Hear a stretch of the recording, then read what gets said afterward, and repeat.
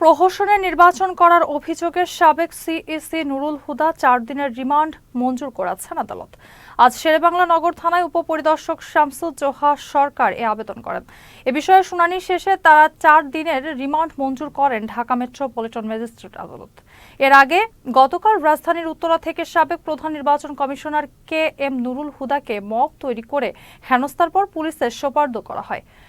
রোববার সন্ধ্যায় উত্তরার ভাড়া বাসা থেকে তাকে আটক করে পুলিশ, পরে তাকে ডিবি হেফাজতে নেওয়া হয়। এদিকে সাবেক প্রধান নির্বাচন কমিশনার কে এম নুরুল হুদাকে ঘিরে মব সৃষ্টিকারীদের আইনের আওতায় আনা হবে বলে সাফ জানিয়েছেন স্বরাষ্ট্র উপদেষ্টা অবসরপ্রাপ্ত লেফটেন্যান্ট জেনারেল মোহাম্মদ জাহাঙ্গীর আলম চৌধুরী।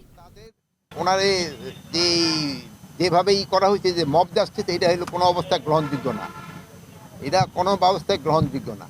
আর এটার সাথে ওনার যে ওই বিভিন্ন ওনার সাথে যে একটা খারাপ দেখছেন চিঠি পাঠায় দিছে, এটা কোনো অবস্থায় গ্রহণযোগ্য না। আপনারা বলবেন যদি কোনো কিছু থাকে, এই সব কোনো ঘটনা ঘটলে আইন শৃঙ্খলা বাহিনীর কাছে তারা হস্তান্তর করবে এবং আইন শৃঙ্খলা বাহিনী প্রপার অ্যাকশন নেবে। আর ওখানে আরেকটা দেখা গেছে যে আইন শৃঙ্খলা বাহিনীর সামনেও ওনার উপরে করা হচ্ছে। এটার জন্য আমরা একটা তদন্ত করে দেখব, এটার সাথে যদি কোনো আইন শৃঙ্খলা বাহিনী জড়িত থাকে তাদের বিরুদ্ধে আমরা আইনানুগ ব্যবস্থা নেব।